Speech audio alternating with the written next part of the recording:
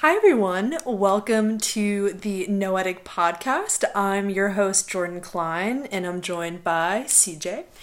And today we're going to cover Book 11 and Part 10 of our series on Meditations by Marcus Aurelius. And CJ is going to be our awesome discussion leader today. So I'm going to hand the mic on over to him. Sure. So a common theme here is that we keep stating how much Marcus Aurelius repeats himself over and over and over again. So with these later books, we are trying to find different ways to look at the text, to look at what we're given, and to see if we can milk anything else from Stoicism that is not the run-of-the-mill, what we've received and what we take as tenets that Marcus has reiterated time and time again in the previous books. Right. Mm-hmm. So that's something I'd like to do in this examination of Book 11, and I'd like to preface that examination with saying that I might skip over some parts of the book that maybe other people would find important, though you might help me out with that, Jordan. You might say, let me try to bring in this important part about how he looks at the universe that you didn't really touch on. But the objective here is just to get a different I would say side. given the consistency of a lot of the themes, I think that what we're trying to accomplish here is highlight the things that are not as prevalent. Yeah. I would say. Yeah, maybe not as prevalent, but perhaps looking at it in different ways that we aren't used to. Yeah, there was more nuance, maybe. Yeah. Mm-hmm.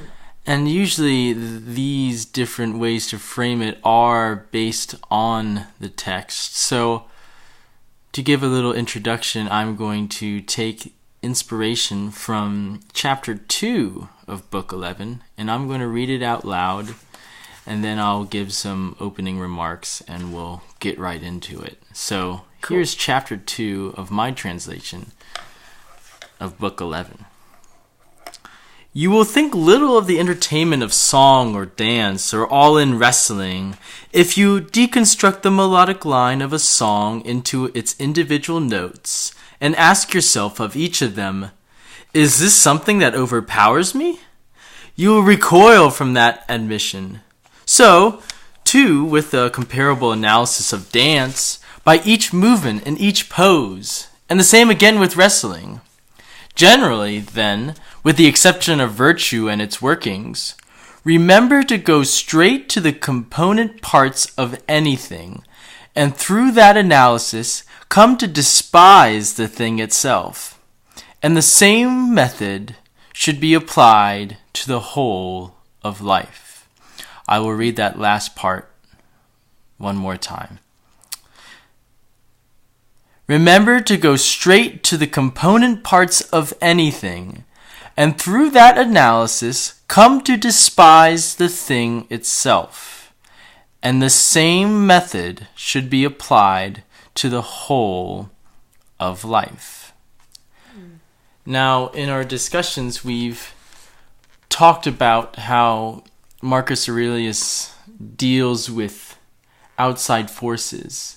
And normally, when we're dealing with Stoicism, we are dealing with things that happen to us, whether it be people giving us flack or a loved one dying or any kind of misfortune that befalls us. Right, they're usually external events. Yes, and of a certain, what we would describe as having negative connotations, right? Yeah, like a certain tragedy or misfortune or adversity, something like that.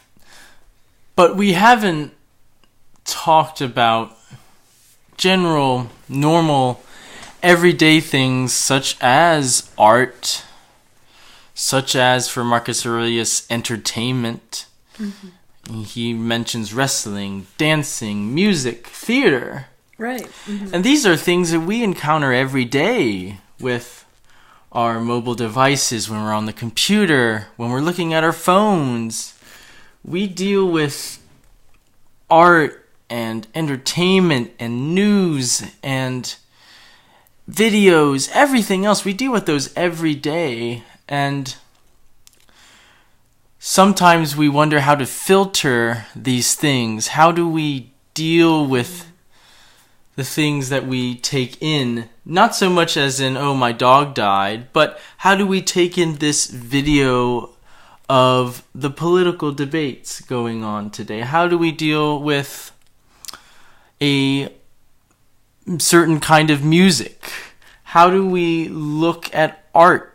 How do we view art? What is art's function to us? And I think in this book, more than any other, Marcus Aurelius points to certain ways that he views these things, general entertainment and otherwise. And he puts it through a Stoic lens. And I think with this book in particular, we can explore what that Stoic lens means. What does it mean to look at our Facebook feed in a Stoic way? What does it mean to go to a club and be in a Stoic mindset? How can we look at art in a Stoic mindset? And what does that mean? Does that mean that some things get thrown to the wayside and other things get more significance? Or does everything get significance? What does it mean? Or does everything seem trivial? That's, yeah. Mm-hmm. And is it okay? Are we going to maybe bounce back against Marcus Aurelius and say we're not trying to live like monastic, Philistines? Like, what? Right, yeah, and especially with us, I think that with sort of what we're faced with mobile technology is that we live in this sort of age of distraction. Mm-hmm. So I would be curious to see how Marcus Aurelius would handle, if he already thinks that, going to the theater is distracting enough, well then, how would he handle having an iPhone? Mm-hmm. You know what I mean? That's something to consider, and I think we'll get a little bit of a exploration into that mindset through this book. So I think that's the frame of which this discussion is going to be based around, is how does Stoicism, how does Marcus Aurelius view entertainment, art? Mm-hmm. Do some have precedence over the other? What is the function, or what does Marcus Aurelius see the function of art, or how we perceive art, and go from there? So. Yeah, no, that's awesome, because we have to keep in mind that we view him as this philosopher, but he did things like everyday people did back then. You know what I mean? He would probably, he would go to the baths. You know what I mean? I'm sure that he went to the gladiatorial games. He did things that normal everyday people do, and I think that we have this tendency to kind of put him up on this pedestal and just think of him as this, philosophizing person who just sat at home in their library all day and just read books. But he was very much a person who was out and about in the world, so I think this is a really interesting lens to look at him. Mm-hmm.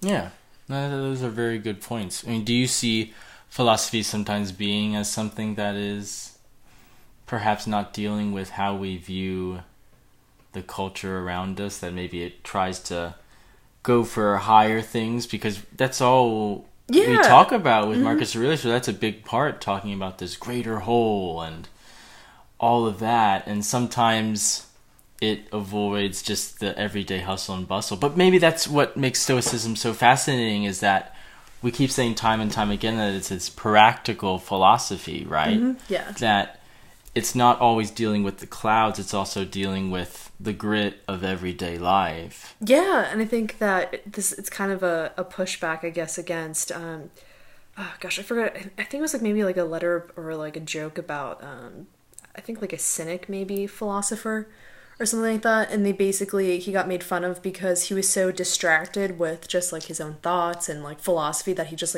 wasn't paying attention with his head into the clouds, and he fell into a hole.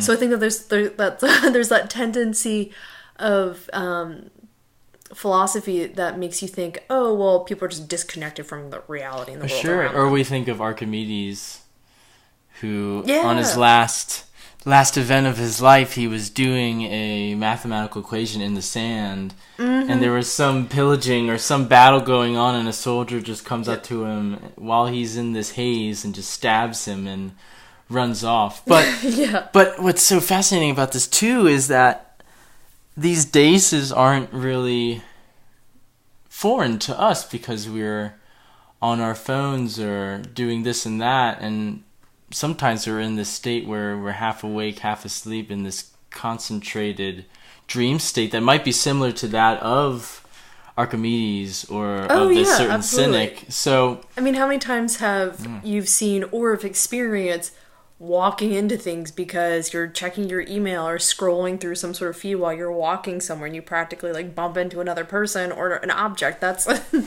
embarrassed to admit it, but that's happened to me more than everybody. I think to everybody listening has experienced at least one of those things. And just to see how he will deal with that, I think, is going to be fascinating. Or see how Stoicism deals with that. Since we are taking it as just practical philosophy, I think another side of practicality is just dealing with the everyday and not so much interactions with other human beings, but also interactions with the world around us, culture around us. How do we approach it? How do we talk about it? How do we prioritize certain things? How do we view its function?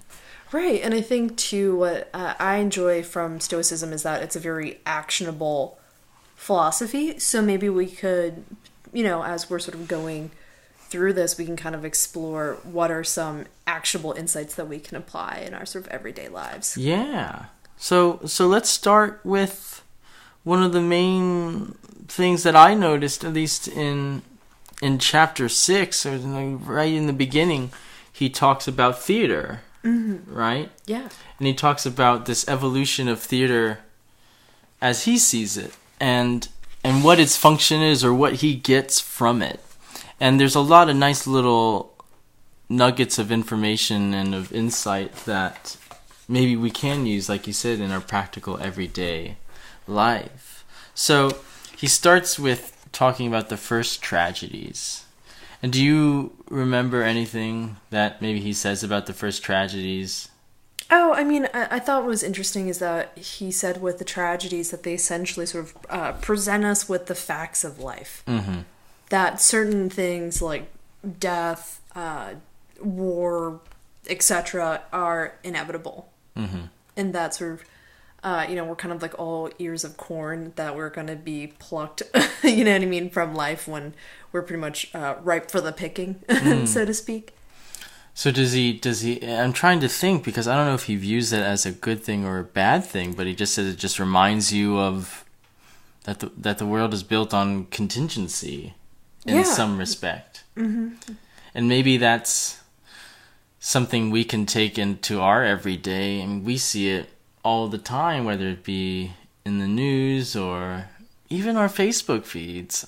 Yeah. I don't know what's going on in people's lives, but there are some things that just happen that maybe somebody says, oh, my father died, or I got this job, or it's just this compendium of high and low and in between that's the basis, that's the stuff of life, is that things happen to people maybe that they aren't prepared to take in. And even in the news as well, we see great things happen, and then we also see atrocities happen, and then we also see times where people are struggling and there isn't really a reason why, there isn't a sense of justice being thrust upon them. It's just what's happening. Yeah, and I think what's kind of interesting too is at least there's that it seems to me that people can sort of broadcast what's happening to them. But one thing to keep in mind is usually with Greek tragedies that there usually is some sort of moral. Yeah, there's usually a moral underpinning. So while things might seem tragic and these sort of unforeseen, it's usually sort of like divine retribution for like a certain action, and it's usually like a certain sort of sin, I guess, or pitfall like hubris or sort of arrogance, like the gods can check you. But the way that I read Marcus Aurelius talking about tragedies, how it sort of point blank just tells you the facts of life, and what you see on stage shouldn't distress you because it's something that you're gonna experience in your life at some point. Yes, and that's a big thing that I wanted to note too, or what he also talks about when he's talking about tragedy and theater in general, is he says in my translation in chapter 6, he says, "And that what moves you in the theater should not burden you on the larger stage of life. What moves you in the theater should not burden you on the larger stage of life." So when I read that, I think of taking in certain pieces of art, music, or even the news, and some of it has a melancholic tinge to it that makes me sad or makes me feel angry, or any of these certain things. And maybe Marcus Aurelius is saying that you have to leave those at the door, or you have to leave those emotions that maybe you feel at the door when you go out of the theater. I think it's sort of that level of catharsis. I think there's even some theory on horror films, and when there's all that tension that's sort of built up and then released in the theater through all of the suspense and all the, building action and stuff like that, that the idea is that you experience all of that emotion in the theater and then you just sort of leave in a much more calm state. So almost it's as if you get your emotions out. Yeah, exactly. Vicariously through the film. Through the film, through the theater, through whatever, and then you can go out, as Marcus Aurelius says, in the larger stage of life and maybe not be burdened by it. Yeah, or maybe not as distressed by it, yeah. But that always seems to fly in the face of the idea that some art is supposed to stick with you past the experience of seeing it, and that it's supposed to move you in some way to think about something differently. And maybe that's a different idea. Maybe Marcus Aurelius would approve of something that makes you become more moral or a better person if it leaves you. But perhaps he's talking about emotions. Yeah, and I think too, maybe like something that. to consider too is the impression that it leaves you with.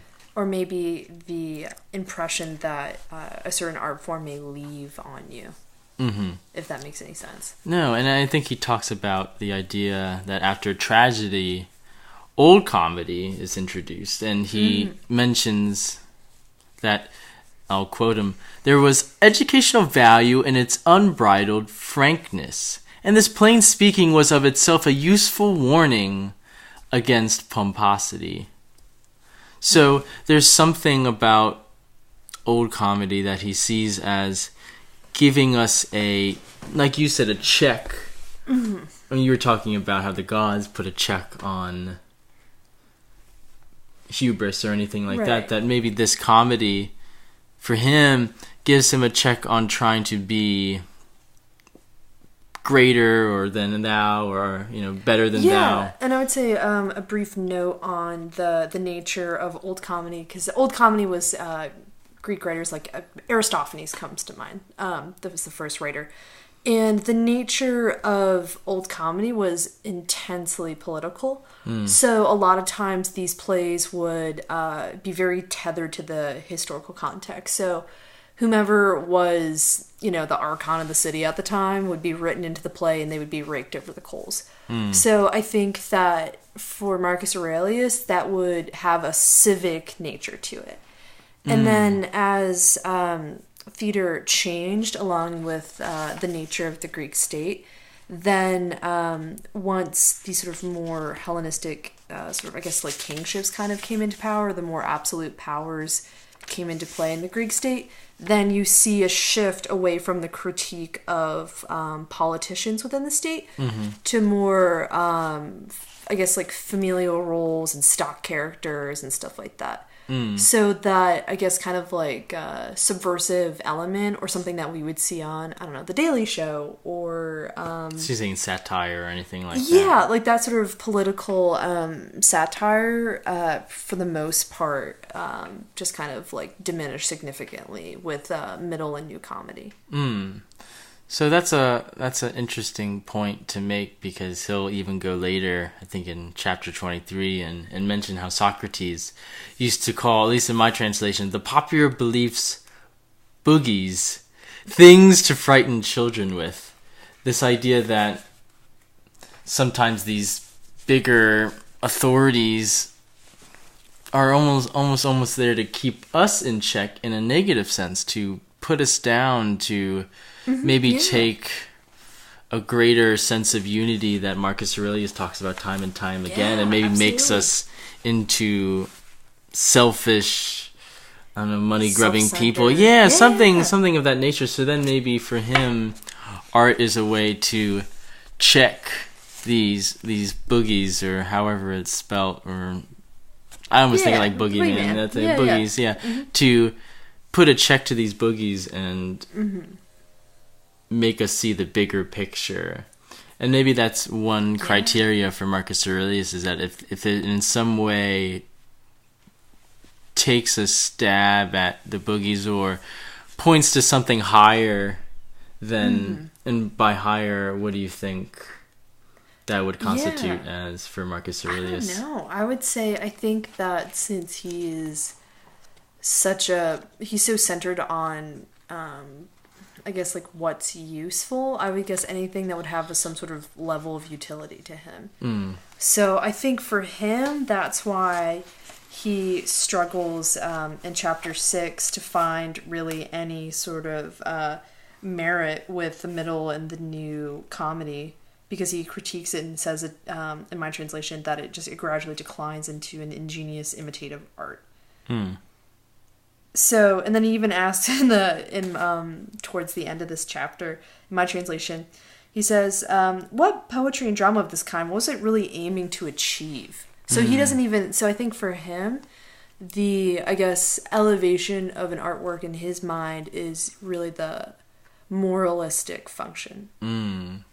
There should be there should be an aim to the art, a purpose to what you're experiencing. And that's quite opposite of when we think of journalism. I know a lot of people just see journalism as telling us what it is, telling us what's happening in the world, and that's it. So when we experience those things, we're not necessarily seeing a name, we're just seeing what's happening in the world. Like a presentation of facts. Right. I mean, that's why we watch the news, or maybe have it on our feed of any sort, is that we're just trying to get what's happening in the world. There's not really an aim to it. Oh, yeah. I mean, unless if that aim is information. Ooh, so to be a more informed citizen, to then maybe be a part of that greater whole that Marcus Aurelius talks about. Because he does talk about in chapter 8 about being a part of this bigger tree, this bigger network of the world, and that sometimes we can cut ourselves off from the branches. And that sometimes maybe that has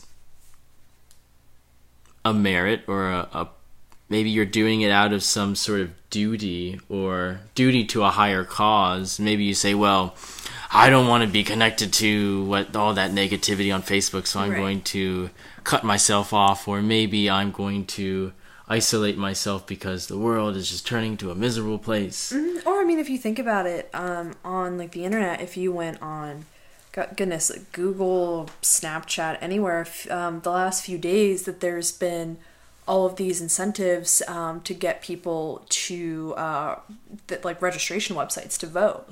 So that's something of the internet sort of being this form of like, I mean, not just utility, but well, especially with like Snapchat's like a very like it's entertainment based. Mm-hmm. So having a platform that's used for entertainment to redirect you to a sort of a civic duty, you know what I mean, of voting. Mm-hmm. And that's one thing that's very fascinating, is that maybe certain art forms can be used as a tool, because Marcus Aurelius in chapter 8, he does talk about this idea that some people, we can cut ourselves off, but that, and in my translation, only there is this gift we have from Zeus, who brought together the human community, and this is the gift here.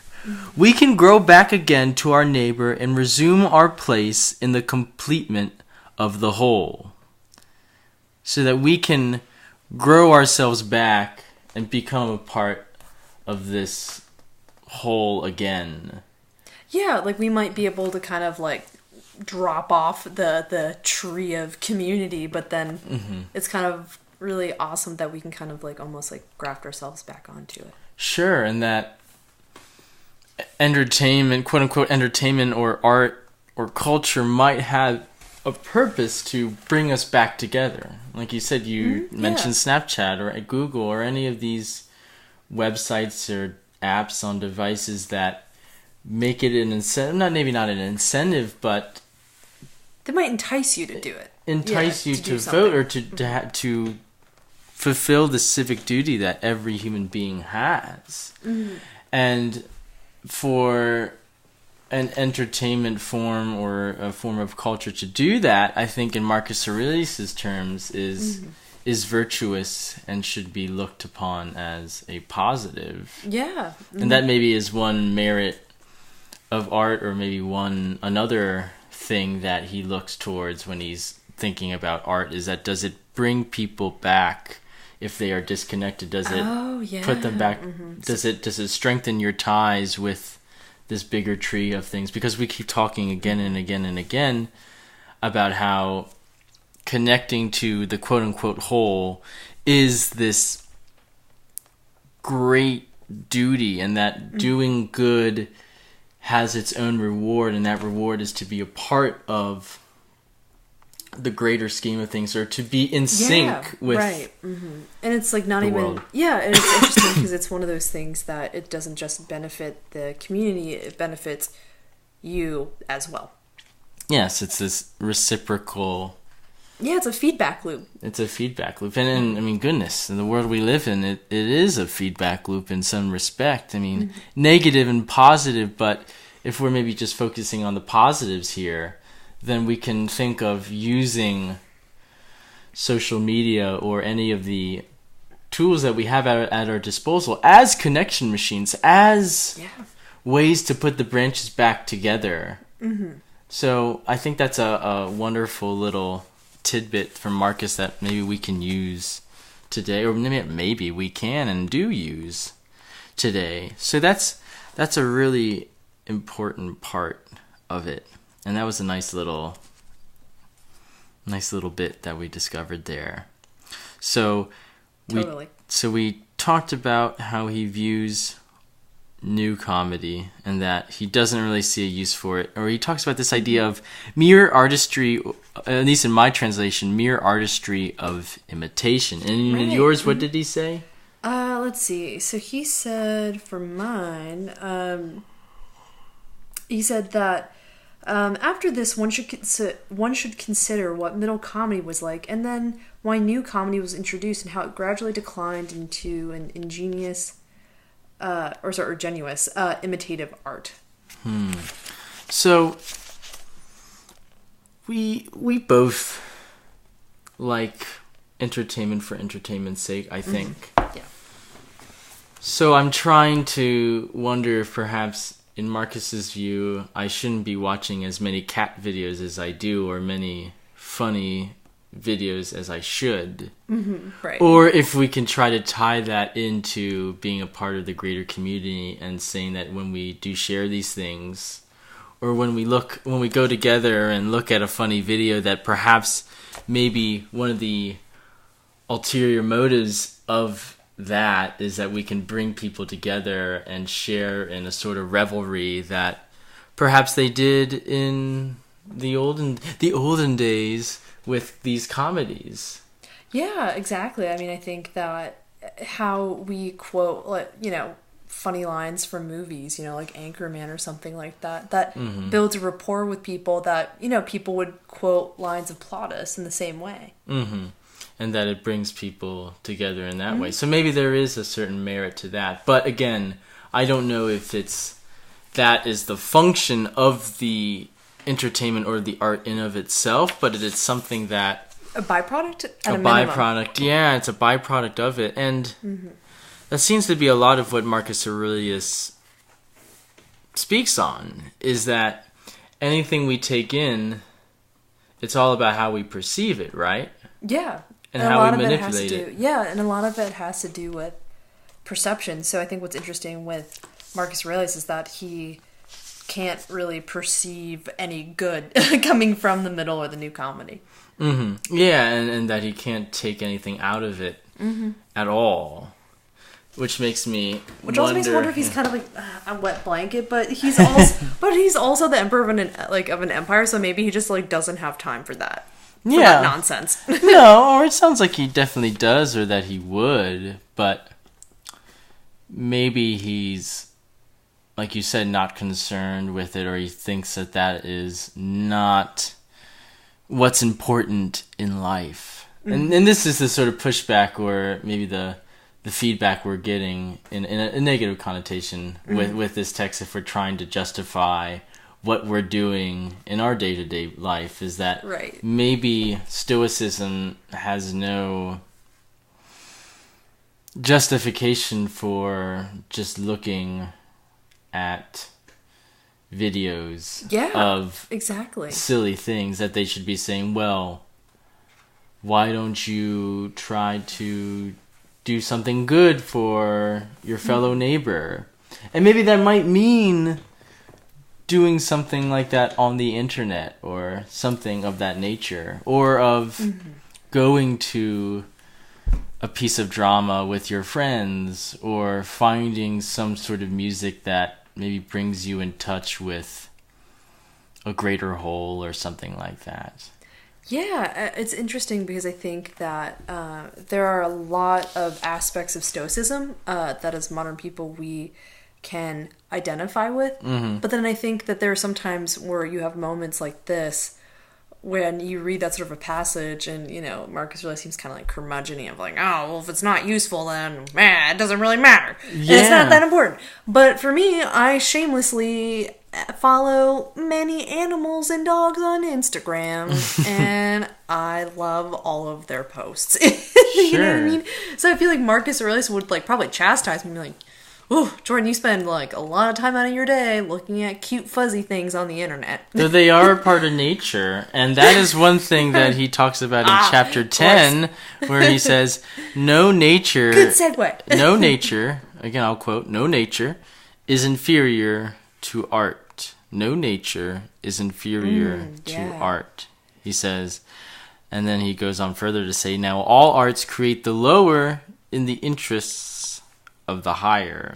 Right, so there's this sense that art can't recreate nature, or that nature is perfect. Not perfect, but art can't get to nature's level in some respect.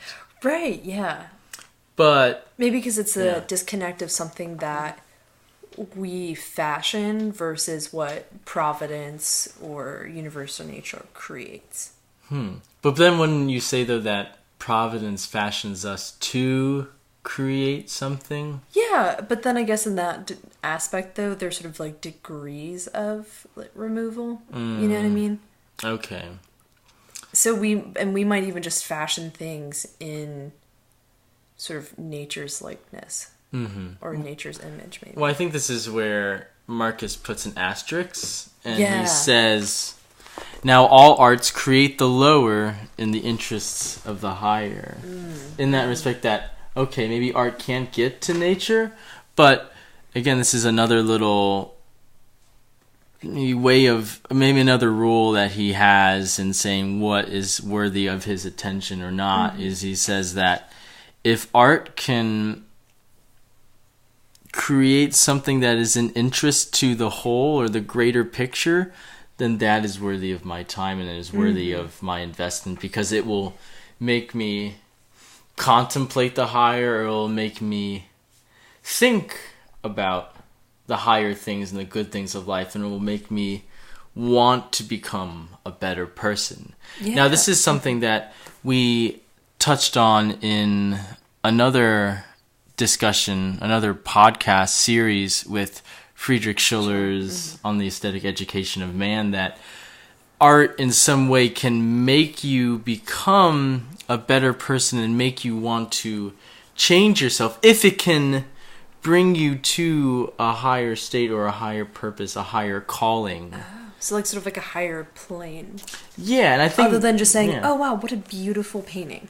Yeah, that maybe that for Marcus Aurelius, if it stops at that, again, talking about comedy's imitation, just artistry, just virtuosity, there's nothing behind it. But if it can maybe have that and then allude to something greater, allude to something of a higher plane, again, whether that be an appeal to reason, an appeal to the greater whole, the greater community, the betterment of your fellow neighbor.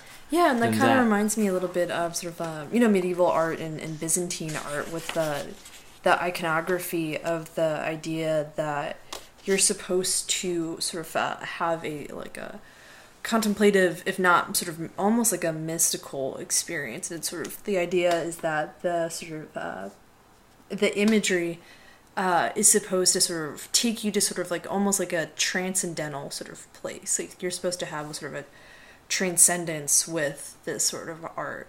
Mm-hmm. So that's really cool that he mentions, or not mentions, but he sort of alludes to that. Yeah, alludes to a higher plane. And then, maybe just to finish off chapter 10 here, just to keep it consistent, he says, since there will be no preservation of justice if we are concerned with indifferent things, or gullible and quick to chop and change. And I'll give a bigger context to that. I think I took that out of context, so I'm going to say the whole sentence instead. Yeah, that'd be helpful. And indeed here is the origin of justice, from which all other virtues take their being. Since there will be no preservation of justice if we are concerned with indifferent things, or gullible and quick to chop and change. So there's this idea, he talks earlier in that chapter about nature being this origin of justice, of what we see as being just, and that art should make us think about that in some sense, or maybe make us drive us to justice, but that if it makes us become bustled with the ebb and flow, the flotsam and jetsam of trivialities, and makes us, again, like he says, quick to chop and change, just to be gullible to, again, the flotsam and jetsam of life, then that is not going to be worthy of his attention, or should be of anyone's attention. Yeah. So that's another little kick against maybe what we do in some respects, and everybody does in some respects, is that I am definitely gullible and quick to chop and change. Oh yeah. With absolutely. With how I maybe have multiple windows up at the same time, or just go through 600 feeds tabs and just and then have go down this rabbit hole. That maybe he would see that as a distraction to greater priorities, which might be, again, justice and being concerned with the greater whole. Yeah. So that's a certain little again, when we talk about these texts, I think we talked about in previous podcasts how we have to deal with confrontation, that sometimes when we encounter a text, it's more of a confrontation than us sitting on the side and saying, oh, look how pretty it is, almost as if we're in a zoo. That we have to wrestle with this text as much as read it. So this might be a thing where we have to reconsider our values, or at least think about what we do and say, wow, well, if I'm just being carried away by these certain things that maybe I have to direct myself and repurpose the way I view entertainment or take in culture. Yeah. To accommodate a bigger scope or like you said, the more pressing matters that should be attended to, and that Marcus Aurelius enunciates in previous books and in this book too. Yeah, and I definitely think that the internet and the technology that we have is just breathtakingly just amazing.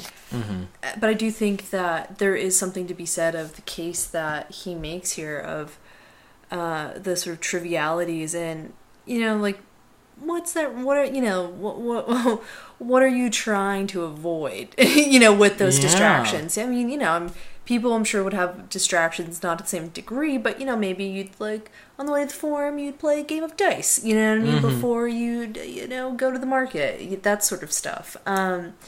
So, in my mind, I think that he makes a very strong case of maybe just try to dial down the distractions or conscientiously sort of think about the entertainments and potential distractions you encounter every day. So let's go into maybe how he views those, or little strategies. Like you mentioned in the beginning, you said, like, what kind of strategies can we take?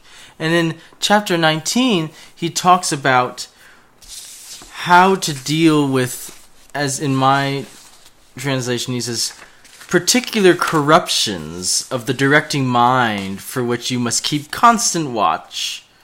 So he lists in this chapter 4 little strategies, or 4 things to say to yourself if you are being tempted or think you're being tempted.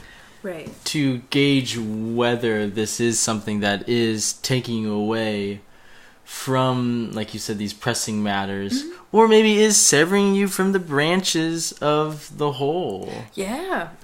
So let's talk about each one here, and maybe commentate as we go along, because I think there's a lot loaded in these little quips that we can take. I think this was a really helpful chapter because he, at least in my translation, it's a very sort of like meandering, very lofty translation. So I am always very relieved when he literally just throws the bone and lists. Again, hey man, listicle is a very popular thing. Yeah, we all love lists in some degree. So we're fans. Everybody is, it seems like. So let's go through each one and see what we can take from it. Sure. So he has one where he says, this mental image is superfluous.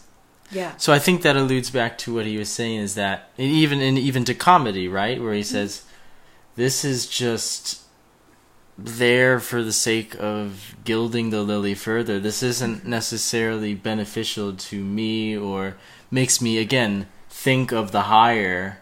This is just the lower, keeping me at the lower. Yeah, it's interesting because my translation says, for the first one, reminding yourself with regard to each, this idea is not necessary. So I think that's a fair question to ask yourself when I'm on my phone.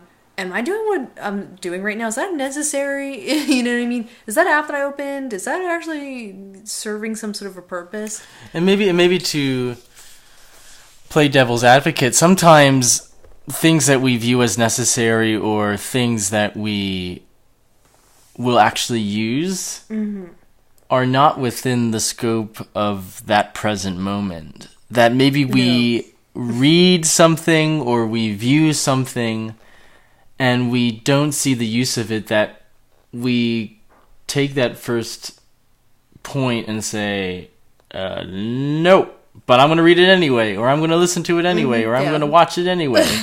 But then we see it working on us in some way that we had no intention of deciphering in our minds at that moment. So maybe there is a little bit of leeway that we can take with that and say that is there any kind of potential energy to this certain thing, that is it completely superfluous, or is it something that if I can't maybe use now, I might be able to use in the future. Right. So I guess the first one comes down to a function of necessity or utility. Sure. Exactly. Okay. And then the second one for me, he says that you have to remind yourself or sort of guard against things that might lead to a loosening of social ties or social bonds. And in mine, he says, this could weaken the bond of community. And I think that alludes right on back to chapter 8 about being a part of the tree, and that sometimes if you sever yourself... It's that sawing off. That you is saw a negative yourself thing. off from the branch. So then we can use that as a gauge that is what we are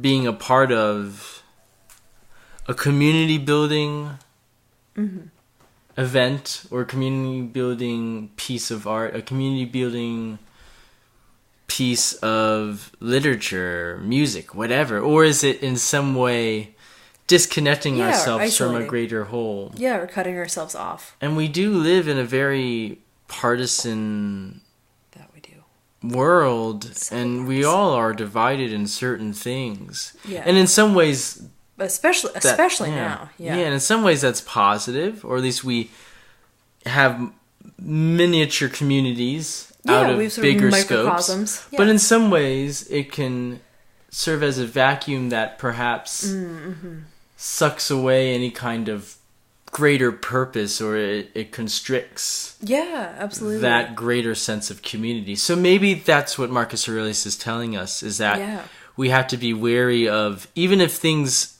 do connect us to other people, that in some respects they can serve as self-pleasuring or self-indulging devices, or self-indulgence. And I think that to your point, in this context, court life would definitely be very applicable in that regard of you're connecting with a very small, affluent circle of people, but he had an entire empire to worry about of everyday people who obviously probably, weren't very fed or lived in very good conditions, or, lived in complete abject, what we would consider complete poverty, that sort of thing. And to go along with that, you deal with people that seem as if they're trying to connect with you, but at the same time want something from you, or they talk behind you. You talk behind your back. Yeah.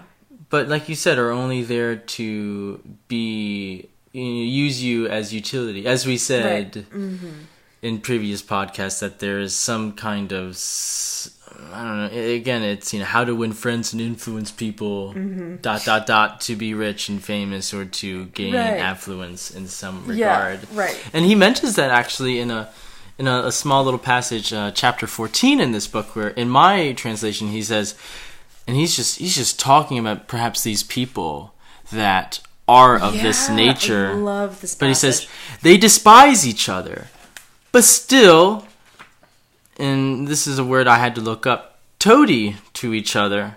They want to win, but still grovel. And how I'll read that again and maybe replace toady with another word. They despise each other, but still kiss up to each other.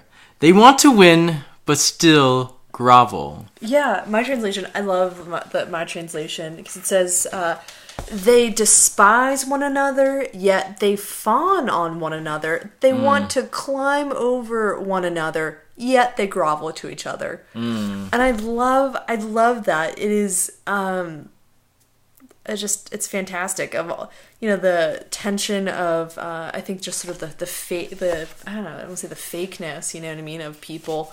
Especially, probably a lot of people that he was dealing with, Can you imagine if you're it's kind of lonely at the top there for him, if you think about it, because no one can genuinely give him a real opinion, because they all want something from him. So, of course, they're probably not going to point out any, flaws to him, because they're like, ooh, I want that post out in Bithynia, so I'm going to be really nice to him. Right. Yeah, so there's that odd separation there, because we think that, if you are being friendly to somebody, then you are strengthening the bond of community. But then we have to, as Marcus said in chapter 2, we have to go straight to the component parts of anything. Right. That we have to look and see what's really driving that. Yeah, and if we see what's the actual cause behind it. And I think, I'm glad that you brought that up, because I feel like that brings us to the final point, or like one of the other points from 19, is that he's very concerned about what you're saying, like whether or not what he's saying is genuine and is coming from the heart. So that also speaks to the chapter 2, and what was it, chapter 14, I think? Yeah. Yeah, and in my translation, that point is, this would not be yourself speaking. To say what you do not feel should be regarded as the height of contradiction. The height of contradiction. So there's this sense that if I'm trying to put on a facade to impress people, or to assert some kind of authority that would appeal to, again, egotistical benefits, right? Then he shouldn't be doing that. And we live, again, I don't have to say it, but maybe I have to say it just out of sake of relevance to our discussion, is that we live in a world where we put out ourselves, and that self might be of a different nature than to our normal selves. That it's all a projection or a persona you can develop. Yes, and in a lot of sense, we hear so many times that you are your brand. Yeah. And that in some sense that has a negative connotation to it, that since you say you are your own brand, that you might project certain things that are not who you are, that you might sell yourself as this incredible person, or as this person that is better than everybody else. Right. But that might not be who you are, or what you are as a person, or as Marcus Aurelius says in previous books, that we are all a part of this whole. And if you're trying to break yourself off from the whole and say, no, I'm not, look at me, I'm the best, I'm better than all these people, then that might be, as he says, a self-contradiction. Yeah, and a contradiction to what is good and what is just. Yeah. No, that's... Yeah, couldn't have said it better myself. So there's that sort of thing. And then he said there's a fourth case of self-reproach. And maybe we can end on this, and then maybe talk about the implications of all of what we've been discussing a little further. But he says,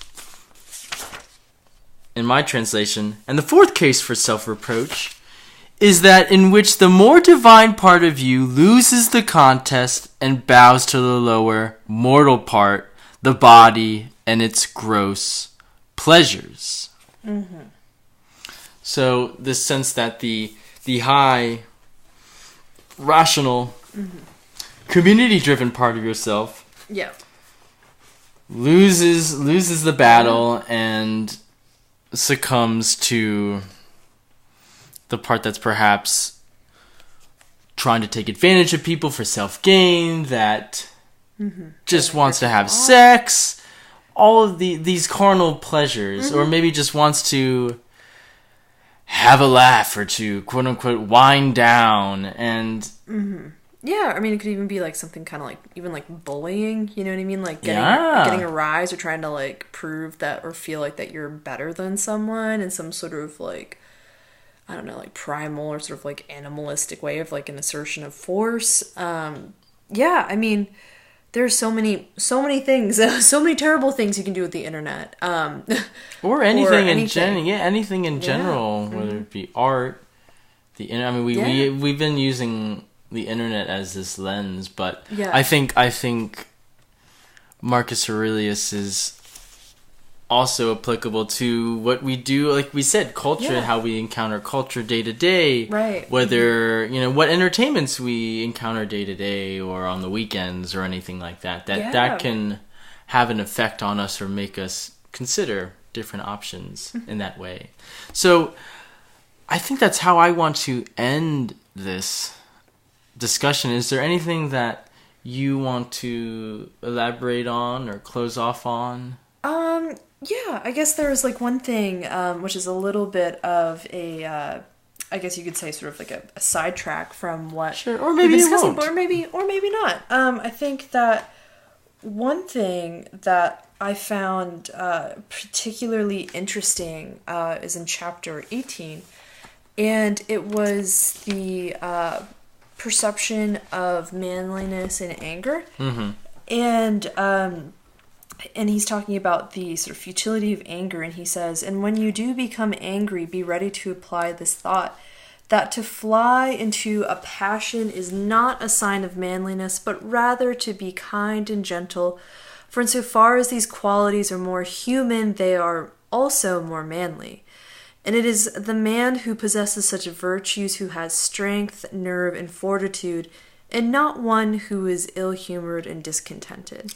Well, how many things do you see in culture that are fueled by anger or by a certain machismo? Our election cycle? Our election cycle, Yeah. social media, maybe some forms of art, music, Yeah. or anything like that might appeal to a more aggressive center that uses that as a certain way to, again, maybe cut ourselves off and to say we're better than everyone else. Yeah. Or even you can think of posts that you see where maybe somebody has to just vent and they write out a very angry retort against the person that cut them off on the side of the road on their way to work. Or maybe the fries that were served cold and you said, "I am never going to Arby's again!" Exclamation point, exclamation point, exclamation point. Yeah. That there are these other forms of anger, and maybe we see those as a part, it's really odd because maybe we can see those as a part of justice. That people are getting their just desserts if we talk about them in this certain way and with this. Yeah, and I think this actually might even apply a little bit. I saw online that, do you know like Pepe the Frog? No. Okay, so he's like this meme character. And this character was actually deemed this kind of like almost like this like symbol of hate. Mm-hmm. And it's because a lot of, unfortunately, like neo-Nazis and anti-Semites and racists and stuff like that have appropriated what was kind of originally this like fun meme and have taken it to a very dark place. Mm-hmm. So I think that's kind of interesting of that. So instead of like having that sort of gentleness or kindness that Marcus Aurelius would say would be sort of like admirable or laudable or manly, it just becomes this like hatred fueled, how can I be the most aggressive using a meme of all things. Sure, but I mean, a meme, maybe not even in the sense of how we look at it, but maybe in the sense that even Richard Dawkins look at it. Like, meme as in this thing that could be a piece of writing, that could be a sculpture, that could be a piece of architecture, that could be a film, that could... this thing that contains a certain set of information that travels around and spreads to different people, that can have a negative connotation or can put out certain airs of power or of quote-unquote authority. Yeah. No, yeah, absolutely. So I think that, and what I like about this lens is that I think that it questions... I think it poses a lot of questions of how we look at entertainment, and I think more importantly how to navigate that. Yeah, I mean, that seems to be one positive, at least of Stoicism, that we've enumerated in many different ways, but that it is a way of navigating, that it serves as a North Star in some respects of how do we travel and traverse this wilderness called life. And we can see that in some respect he even gives us a way how to navigate the woods of culture. Yeah. Of entertainment. Of art. Yeah. That it's not all just about how, okay, your dog died. What are you going to do about it? Or somebody punched you in the face. What are you going to do? Or your crops failed. Or your crops failed. That it's also, I'm going to the movies. What movies should I see? I'm going through my feed. Should I respond to this person that just said something? Or I did a wonderful thing. Should I post about it to prove how great I am? Yeah. Should I go to the club and party uncontrollably? All of these are choices too. Yeah. And that's what I at least wanted to highlight in this chapter in particular. Right. These chapters that make up Book 11 is that Marcus Aurelius also contemplates how we go through and perceive these things as well. These quote-unquote frivolities of everyday life. That there can be some sort of purpose and power to them that maybe we either take for granted or don't really consider as much. But I think Marcus Aurelius does, and at least in this book in particular, he contemplates it with a fervor that we have seen time and time again in the Meditations, and I think just in Stoicism. Yeah, absolutely. So that's all I got. Is there anything else? No, I pretty much think that's it. Wonderful. Yeah, Wonderful. We only have one more week left. Oh no. Tune in next week for the thrilling conclusion. Thank you all so much for listening. Yeah, and thanks everyone for listening. And if you like what you hear, download the Noetic app on your phone through Google Play or the App Store. Find us on YouTube and SoundCloud. Yes. Okay, good. I got the list. Wonderful. Okay. So thanks everyone for tuning in, and we'll see you guys next week. Bye, everyone.